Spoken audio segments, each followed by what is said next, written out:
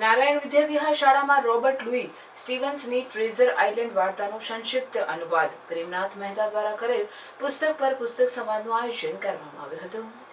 પુસ્તક સંવાદમાં ધોરણ 8 અના વિદ્યાર્થીઓએ ખૂબ જ રસપ્રદ રીતે પોતાના વિચારો રજૂ કર્યા હતા. આ પુસ્તક સંવાદનો મુખ્ય હેતુ વિદ્યાર્થીઓ વાંચન પ્રત્યે રસ કેળવે, સાહિત્યને જાણવાની જિજ્ઞાસા વધે, લેખકો વિશે જાણે તથા સાહસિક બને અને સફળતા મેળવે એ જ હતો.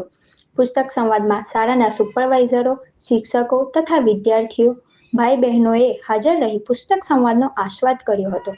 સમગ્ર કાર્યક્રમનું સંચાલન ધોરણ 8 ની વિદ્યાર્થીની પુરાણી ઋત્વાએ કર્યું હતું.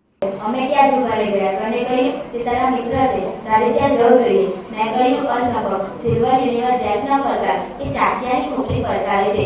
ઘને કહ્યું તે ચાચીઓ ભલે હોય પણ તું બુદ્ધિશાળી અને શક્તિશાળી છે. તે કોઈનાથી નથી ડરતો સિવાય કે સિલ્વરથી. મેં કહ્યું તારી વાત બહુ સાચી છે. નૌકા કિનારેથી ખાલી 3 ફૂટ જ ઊંચી હતી અને એ 3 ફૂટ ઊંચી હતી.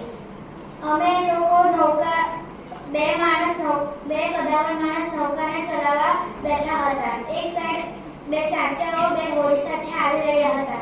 ગઈકાલે જોયો હોય તેમ તે દરિયાકાંઠો અમને યાદ છે. તે ચાલતો અમારે સરાઈને બાઈને આવ્યો હતો. દોરડાથી બાંધેલ એક મોટી સંદૂક ને તેની પાછળ ઘસરતો આવતો મેં તેને જોયો હતો. તે છે મારા પ્રથમ સાહસની શરૂઆત. બીજે સવારે હું તૂટક પર આવ્યો. વહાણ કિનારાથી અડધો 1 માઇલ દૂર હતો, પરંતુ કોણ જાણે કેમ ટાપુને જોયા બાદ મારું મન ઉત્તેજના બની ગયું હતું. ખલાસીઓનો મિત્ર સાથે બદલાયેલો હતો. અત્યાર સુધી તેઓ બધા કામ ખુશીથી કરતા હતા, પરંતુ આજે બધા કામ ધીરમાં નાખતા હતા. વાતાવરણને પામી જતા અમે કેબિનમાં યુદ્ધ પરિસ્થિતિ હતી.